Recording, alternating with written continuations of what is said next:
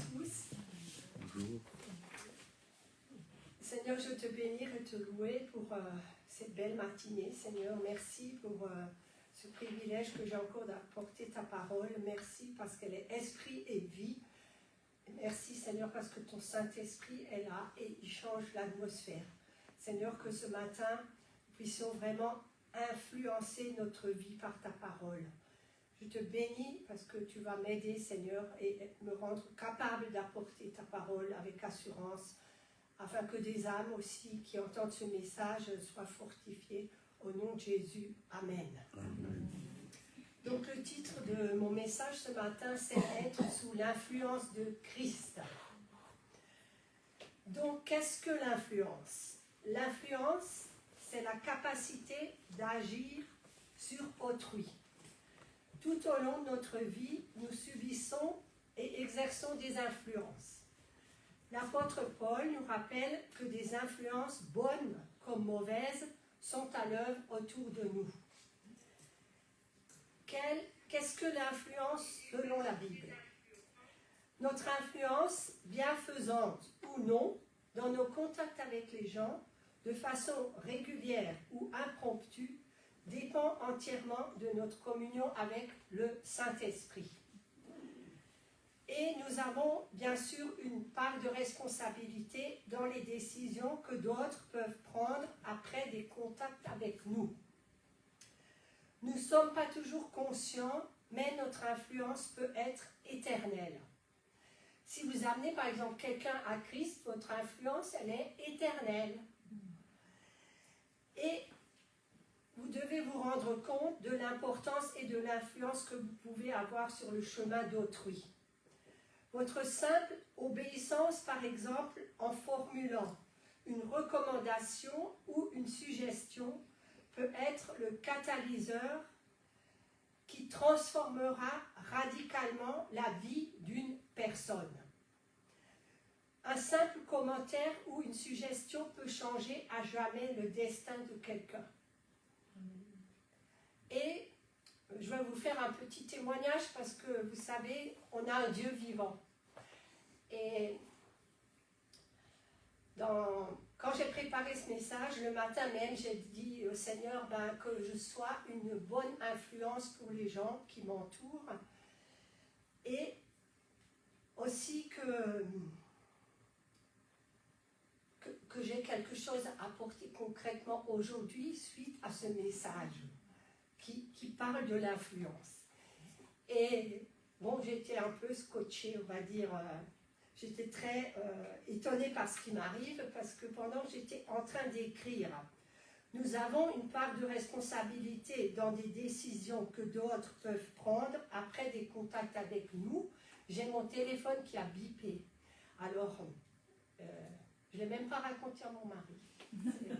Voilà, c'est tout frais. Et du coup, mon téléphone a bipé et une jeune fille que j'ai beaucoup à cœur, pour qui je prie régulièrement, m'a laissé un message audio et qui m'a dit que lors de notre dernière conversation par téléphone, parce qu'elle n'habite pas près d'ici, que ça a influencé une de ses décisions qu'elle avait du mal à prendre. Et c'était, hier on était 1 heure presque au téléphone, c'était une décision très importante, et parce que je lui ai dit 2 mots. Mais moi, je ne me rappelais plus de ce que je lui avais dit, parce qu'on a discuté longtemps. Et bon, je ne vous dirai pas parce que je veux que ça reste dans l'intimité. Et vous savez, 2 mots peuvent influencer une personne. Et même 2 mots, vous savez, qui m'ont influencé. Jésus t'aime. Ça peut influencer toute une vie de savoir que Jésus vous aime.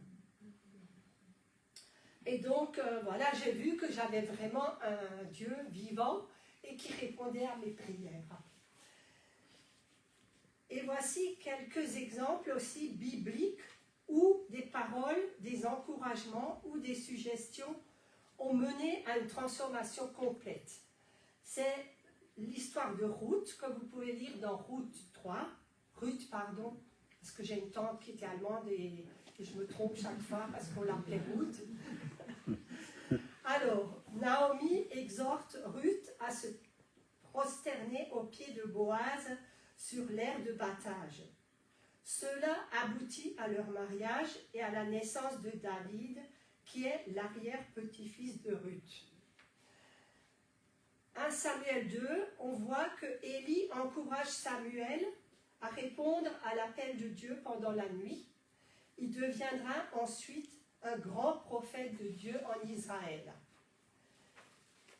Dans 2 Rois, verset 5, Naaman fut guéri de la lèpre après que sa femme l'eut orienté vers le prophète Élisée. Donc, qui était Naaman? Naaman, commandant de l'armée syrienne, alla consulter le prophète Élisée pour être guéri de sa lèpre. Élisée lui conseilla de se laver 7 fois dans le Jourdain et il serait guéri. Il suivit les instructions d'Élisée et il fut guéri. Est-ce dans le livre d'Esther, au chapitre 4, Mardoché a exhorté Esther à parler au roi, et ce qui a permis de sauver tout le peuple juif. Dans Jean 1, Philippe demande à son frère Nathanaël de venir voir cet homme qu'il a rencontré, Jésus, et tous deux devinrent ensuite par la suite les apôtres de Jésus. Jean 4, la Samaritaine au puits annonce la parole de Jésus à toute la ville et cela amène de nombreux Samaritains à croire en Jésus comme sauveur. Dans Acte 16, on voit Timothée. Timothée fut présenté à Paul par d'autres, des frères de sa ville qui parlaient en bien de lui. Timothée devint par la suite un important responsable de l'église d'Éphèse. Dans tous ces cas-là, les personnes à l'origine de la suggestion ou de la mise en relation ignoraient probablement où cela les mènerait. Elles ont invité une autre personne à rencontrer quelqu'un qui allait finalement transformer leur vie et celle des autres. Et moi, je veux vous encourager ce matin aussi à témoigner en parole, quand Dieu vous le montre, pas n'importe comment, et aussi en acte, pour que des âmes soient touchées par l'Esprit du Seigneur.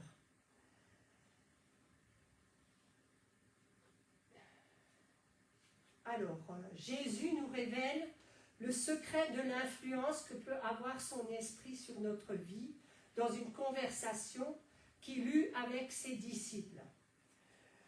Je suis le vrai cep et mon père est le vigneron. Je suis le cep, vous êtes les sarments. Celui qui demeure en moi et en qui je demeure, celui-là portera du fruit en abondance, car en dehors de moi, vous ne pouvez rien faire. Donc, le secret pour avoir de l'influence, c'est être rempli du Saint-Esprit. Jésus promet que l'Esprit nous enseignera et nous rappellera tout ce qu'il a dit. Ça, c'est Jean 14, 26, pour ceux qui prennent des notes. Et le secret que le Seigneur a dit à ses disciples est encore valable pour nous aujourd'hui, c'est de demeurer attachés au cep. Il y a aussi un verset qui dit « Ce n'est ni par la force, ni par la puissance, mais par mon esprit, dit l'Éternel des armées. » Et ce verset souligne que la véritable force et le succès ne proviennent pas des efforts ou des capacités humaines, mais de la puissance de l'Esprit en nous. Vous savez, là où j'habite, qu'on est entouré de vignes, et que, je veux vous dire, moi-même j'ai des vignes, et nous savons que le raisin dépend de l'influence du cep sur le sarment. Tout sarment coupé sèche et meurt, sans porter le moindre fruit. Le vigneron qui parcourt ses vignes, il se soucie que d'une chose, des fruits que la vigne va bientôt porter. Il cherche à obtenir le maximum de fruits, des sarments qu'il entretient sans cesse, en particulier en les taillant, en coupant et en jetant les sarments qui pourraient saper la vitalité de la vigne, en attachant les sarments qui vont porter du fruit, et ainsi la sève se concentre sur les plus beaux.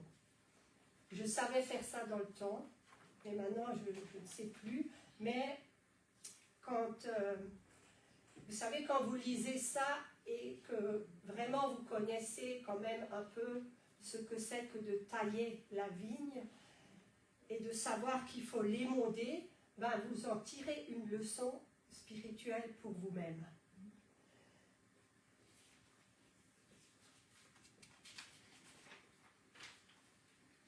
Alors, si on ne taille pas la vigne, qu'est-ce qui se produit? Ben, il y a beaucoup de bois et de feuilles au détriment des raisins. Dieu permet des fois des troubles et des difficultés dans notre vie, et son objectif est de nous débarrasser des nombreuses choses inutiles qui feraient obstacle à notre capacité à produire des fruits qui lui rendent gloire. C'est ce que la Bible, elle appelle l'émaudage. L'émaudage est une action divine et spirituelle qui agit sur notre caractère pour le changer au point de le rendre semblable à celui de Christ. Parce que personnellement, j'ai encore besoin d'émaudage. Et si vous êtes sincère avec vous-même, je pense que tout le monde en a besoin d'émaudage. Amen. Cette œuvre, souvent inconfortable, nous pousse donc à changer afin d'être fortifiés et de pouvoir ainsi porter davantage de fruits pour le Seigneur. Donc laissons le Seigneur nous émonder. Maintenant, que veut dire être sous influence? C'est être contrôlé par quelque chose ou quelque chose qui... Pardon. C'est être contrôlé par quelque chose ou quelqu'un d'extérieur à soi. La personnalité de chacun dépend des influences que l'on subit de la part des autres. Nos fréquentations influencent nos pensées, qui influencent nos actes, qui influencent notre personnalité, et celle-ci détermine notre destin. C'est presque impossible d'échapper aux influences. Les parents, ils ont des influences sur leurs enfants. Donc, bien sûr, il est conseillé de surveiller les enfants sur le net, ça je vous apprends rien de nouveau, de surveiller devant la télévision et aussi dans les fréquentations qu'ils ont, parce que c'est un élément qui peut les influencer soit en bien, soit en mal. Voilà, j'ai écouté les infos dernièrement, et dans un pays, mais je ne me rappelle plus lequel, ils voulaient même interdire les réseaux sociaux jusqu'au moins de 16 ans. Et bon, personnellement, je trouve peut-être que ce serait une bonne chose, mais pour mettre ça en place, ça va être difficile. Donc, est-ce que...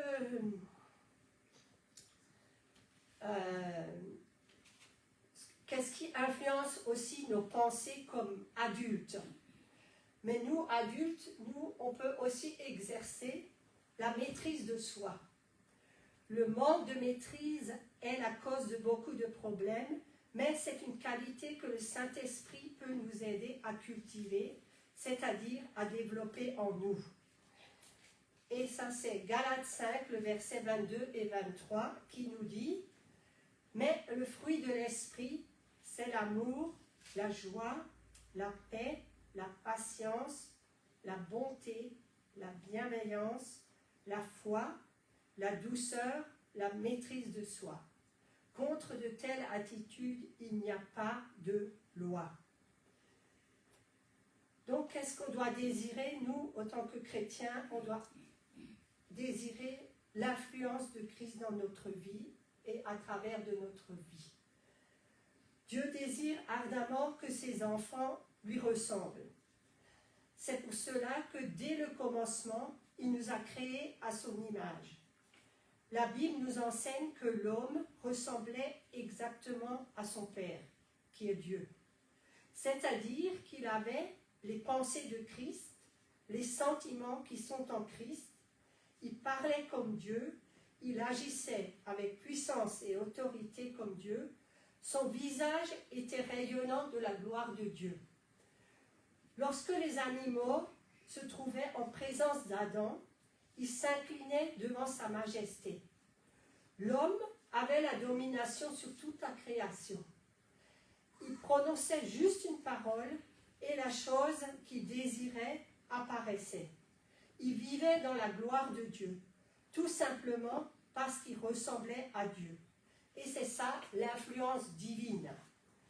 Est-ce que c'est possible encore de nos jours que toi et moi expérimentons cette dimension de la présence de Dieu dans nos vies? Bien sûr que la réponse est oui. Car la Bible nous enseigne que même si le premier Adam a perdu cette gloire, le second Adam, qui est Jésus, est venu mourir à la croix pour nous la redonner.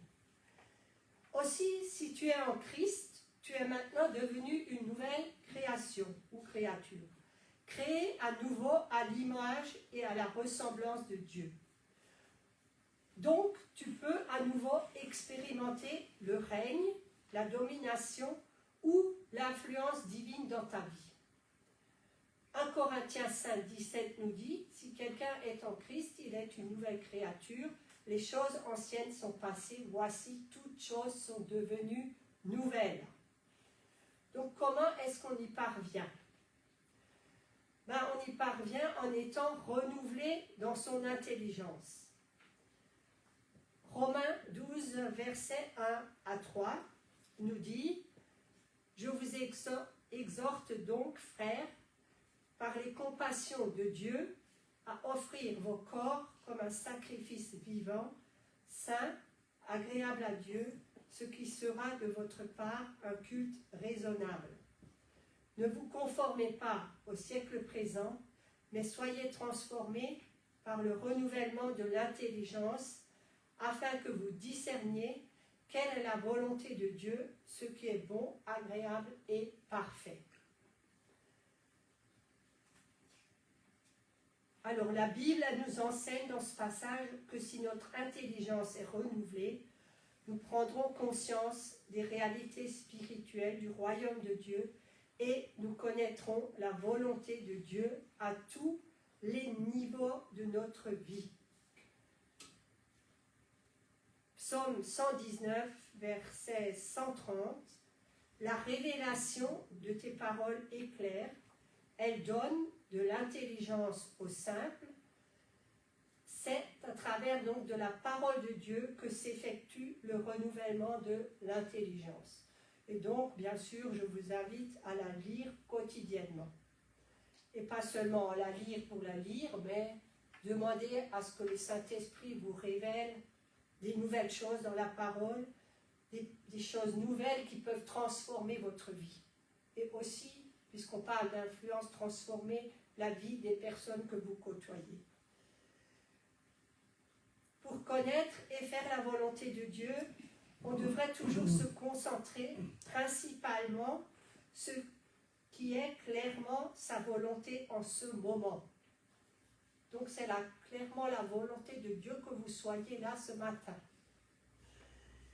Faire ce que Dieu t'a donné à faire aujourd'hui, c'est mieux que de se concentrer sur ce que Dieu a peut-être pour toi dans un an ou dans une décennie. Parce que même si la volonté de Dieu pour l'avenir peut être difficile ou même impossible de savoir, sa volonté pour le présent n'est généralement pas difficile à savoir. Nous devons être plus conscients de la présence de Dieu dans notre vie chaque jour. Il y a bien un verset qui dit « Chaque jour suffit sa peine et le lendemain prendra soin de lui-même ». Et ça, je le disais souvent à ma chef. Et des fois, elle me disait « Dis-moi ce que tu dis là, tu sais ». Et des fois, elle ne se souvenait plus, alors je lui disais « À chaque jour suffit sa peine ». Quand c'était difficile pour elle, enfin pour nous parce qu'on était une équipe, et chaque jour suffit sa peine. Et c'est vrai, Le lendemain appartient au Seigneur. On ne sait pas ce qui va se passer demain. Dieu nous a aussi donné le Saint-Esprit, les dons spirituels, l'onction et même il a placé des anges autour de nous pour nous servir. Certains chrétiens sont plus conscients du monde des ténèbres et ne réalisent pas qu'ils sont fils, filles de Dieu et ne connaissent pas leur véritable identité en Christ. Et hier, j'ai été beaucoup touchée par cette jeune fille qui a fait de la sorcellerie et qui était déjà très mûre spirituellement et qui avait compris vraiment qu'il y avait un monde de ténèbres et le monde du royaume de Dieu. Et vraiment, elle m'a raconté qu'elle a vraiment changé de mentalité quand le Seigneur s'est révélé à elle. Certains oublient très souvent que Dieu gouverne, influence et contrôle leur destinée et qu'il désire nous transformer à son image et à sa ressemblance. Encore un autre point, nous devons contempler sa face. Alors c'est 2 Corinthiens 3, verset 18. Nous tous qui, le visage découvert, contemplons comme dans un miroir la gloire du Seigneur, nous sommes transformés en la même image de gloire en gloire, comme par le Seigneur, virgule, l'Esprit, avec un grand E, l'Esprit Saint. Ici, l'apôtre Paul nous partage l'un des plus grands secrets de sa vie et de son ministère, la contemplation. Il nous révèle que plus nous contemplons le Seigneur de gloire, plus nous sommes transformés à son image. C'est-à-dire que la gloire de Dieu va se refléter même sur notre visage. Pour chercher la face de Dieu, nous devons mettre de côté les soucis de notre vie quotidienne, éliminer les distractions et nous concentrer sur lui. Nous pouvons connaître dans quelle mesure nous cherchons sa face en observant notre désir de passer du temps dans sa présence. Et c'est ainsi que nous sommes transformés et nous parvenons à lui ressembler. Contemplons Dieu comme au travers d'un miroir, c'est lire sa parole. Sa parole est comme un miroir. Donc, quand vous vous regardez le matin dans un miroir et que vous voyez que vos cheveux sont en bataille, eh ben vous les coiffez. Ben c'est pareil, si vous remarquez que vous avez un défaut dans votre vie que vous ne pouvez pas changer, mais vous pouvez en parler au Seigneur et le Seigneur peut vous transformer pour que vous lui ressembliez davantage. Contempler Dieu, c'est aussi l'adorer. C'est se rassasier de son image. David a vécu la même expérience. Ça, c'est le verset qui se trouve dans Psaume 17, verset 15. Pour moi, dans mon innocence, je verrai ta face. Dès le réveil, je me rassasierai de ton image. Christ nous a aimés en premier, et si vous savez qu'il vous aime et qu'il désire votre bien, vous allez tout faire pour demeurer sous son influence. Donc si vous demeurez en moi et que mes paroles demeurent en vous, demeurez dans mon amour. Que signifie aussi demeurer en Jésus et lui en nous? Tout d'abord, ces paroles doivent demeurer en nous, ce qui signifie simplement qu'on doit étudier la parole. Et moi, je crois que c'est même plus, il faut méditer la parole. C'est comme les vaches qui ruminent l'herbe. Ben, nous, on doit ruminer la parole de Dieu. Et souvent, vous savez, si vous avez quelque chose contre quelqu'un, ou si quelqu'un vous a offensé, vous avez tendance à ruminer le mal qu'on vous a fait, si c'est par parole, bien sûr. Ah ben, et souvent, ça me vient à l'esprit, mais le Seigneur, il te dit de méditer sa parole et pas de méditer le mal que la personne t'a fait. Amen. Et pardonner, parce que le Seigneur, il dit que si nous ne pardonnons pas les offenses à quelqu'un, il ne pardonnera pas non plus. Et humiliez-vous aussi devant Dieu. Les enfants de Dieu qui se plongent dans sa parole découvrent le visage de Jésus, le Fils de Dieu, et le Saint-Esprit se charge, par la grâce de Dieu, de les transformer à l'image de Jésus, afin qu'ils reflètent la gloire de Dieu. Ensuite, on doit porter des fruits produits par Jésus, ce qui se traduit par accomplir l'œuvre de Dieu ici-bas, selon sa volonté. Si nous demeurons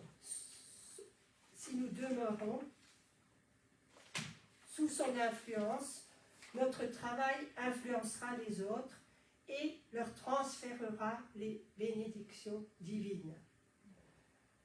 Enfin, nous devons obéir à la volonté souveraine de Dieu. Si vous gardez mes commandements, vous demeurerez dans mon amour, comme moi j'ai gardé les commandements de mon Père, et je demeure dans son amour. Vous savez, dans le temps, mon mari, il avait une Bible qu'il a malheureusement perdue, où les paroles de Jésus étaient inscrites en rouge. Et cette semaine, ça m'a, je sais pas, cette image m'est revenue en force, ces paroles en rouge, qui veulent vraiment dire que c'est les paroles que Jésus a prononcées, bien sûr, et qui se trouvent dans le Nouveau Testament, ben, c'est des paroles qui ont quand même une très très grande importance. Et pour influencer bien sûr notre vie. Jean 15, le verset 10 à 14, c'est ici mon commandement, aimez-vous les uns les autres comme je vous ai aimés. Il n'y a pas de plus grand amour que de donner sa vie pour ses amis. Vous êtes mes amis si vous faites ce que je vous commande. Je ne vous appelle plus serviteur parce que le serviteur ne sait pas ce que fait son maître, mais je vous ai appelé amis parce que je vous ai fait connaître tout ce que j'ai appris de mon Père. C'est merveilleux de connaître le Seigneur comme ami, parce qu'un ami, on peut tout lui dire, et vous savez, le Seigneur, il est fidèle, parce qu'un ami peut aussi vous trahir, mais un ami comme Jésus, il ne va jamais vous trahir, parce qu'il est fidèle. Souvenez-vous, un sarment détaché du cep ne peut porter de fruits et demeure donc inutile. Mais la branche qui porte du fruit illustre la puissance surnaturelle de Dieu quand elle agit en nous et fait de nous les vainqueurs que Dieu a prévu que nous devenions, avec un but ultime, que nous aidions les autres à devenir aussi des vainqueurs capables de porter beaucoup de fruits. Aujourd'hui, le Saint-Esprit, qui est simplement l'influence du Christ sur cette terre, peut aussi transformer votre vie. Par la parole et l'Esprit, nous pouvons gagner le monde à Christ. Ces deux choses, la parole vivante de Dieu et le Saint-Esprit, sont des choses puissantes.